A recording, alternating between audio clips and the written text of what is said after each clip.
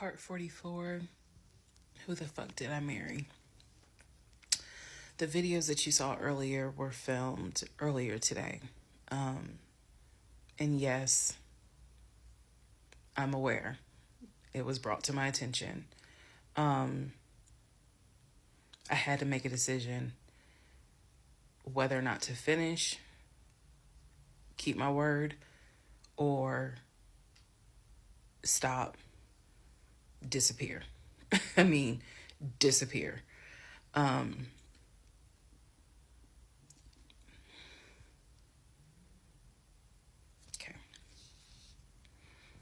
Let's finish. So, first of all, let me say this. It is not easy telling this story. It's entertaining.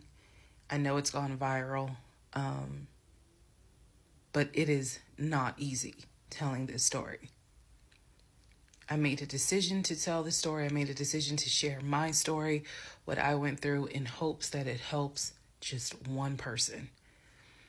But I would be remiss if I didn't tell you all, it is not easy telling this story, to relive it, to face certain things out loud that I had to face internally. Just want to say that. So I will push forward to finish, but today got to me. The toll of this got to me today. So I know that you all are like, we're waiting on the next part. We're waiting on the next part. I appreciate that and I get it. Because if I was in those shoes, I would be waiting too and be like, where is it? So I understand that. But the toll was real today. All right. So with that being said, we are still in July of 2021. I talked to the brother, Chris. I talked to the aunt. I talked to all these people. And now was the time where I had saw the receipts for the weekend jail type thing. So I went ahead and did a search for his criminal history. I ran his criminal history. I did that on my own at home with my money. So this was not, I think someone had asked if I did anything with my job. No, I did not. I know better. So I ran a criminal history, or I paid for a criminal background report. For him to say that he appreciates law enforcement so much, it was obviously a lie, because the criminal history showed that he had been arrested for criminal trespassing. He had been arrested for suspended license, suspended registration.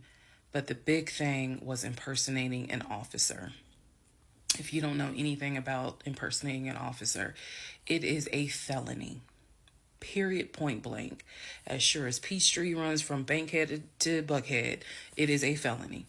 So seeing what court it was in, I did another open records request for the incident report. I wanted to know exactly what the circumstances were, especially given the fact that I worked in law enforcement at the time.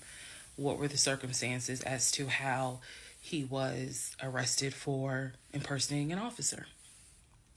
So I did an open records request. I got the incident report, and I'm tired of saying my jaw hit the floor. But on this one, my jaw hit the fucking floor. I respect law enforcement. Again, I was working in an agency with a lot of great men and women. Basically, what the incident report, and I'm paraphrasing it because I don't have it sitting in front of me. Basically, what the incident report shows is that he pretended to be an officer using a badge. I later found out it was the badge that his dad had as a former correction officer. Same last name.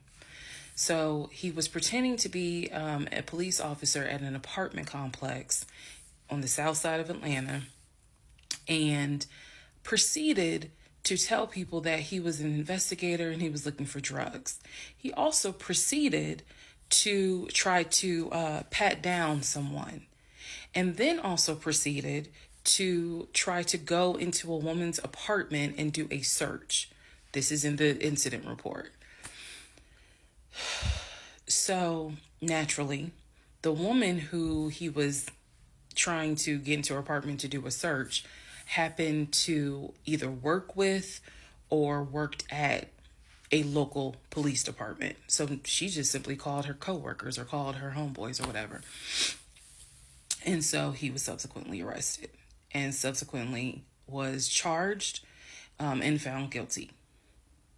That is what I found in his criminal record report.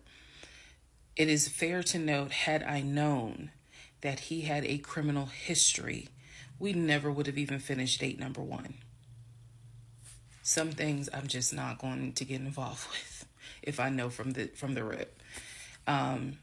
So what does this mean? Again, we've been going over what's the lie, what can you confirm? I can confirm that there was no way that this man ever had a passport to take me to London. When he claimed that he was voting in the election, there's no way that he did, because he tried to tell me that he was still a registered voter in California and that he did it online. I knew it was a lie, but again, at this point in July, I'm able to confirm that, yeah, you never had a passport. You never voted. The small things that mean something to me, he never did it. He wasn't eligible to. So now I know that not only have you, yes, been arrested. Now, what happened as a juvenile, I don't care. But you have been arrested. You have done some sort of time. And now it explains why you knew your way around the county so well. If you go back to the previous videos, I had mentioned that I was wondering, how do you know your way around here? And the story was his sister used to live in this county, and he would come visit when he would fly in from California, when he would go see his parents in Augusta. That was the story. So that explains the criminal history. And I'm also going to take you guys back and remind you when I had to go in for my polygraph and how the polygrapher had asked me, do you know anyone that is a convicted felon that you have relationships with, blah, blah, blah. And remember, I said to him, my husband and I are estranged. I honestly don't know. Fast forward to July, where I find out that yes, in fact, on top of everything, I was married to a convicted felon. Had no idea. No idea whatsoever. And it's nothing but the grace of God that I was honest with the polygrapher and telling him, look, I don't know what's in this man's background. To say that I have no idea who I married is an understatement. It is a complete understatement. It's fair to say, well, you only knew him for like 2.5 weeks before you quarantined with him. That's fair. And I can understand that, and I take responsibility for that. But in the big scheme of things, I had no idea the creature that I was sleeping next to every night. No idea.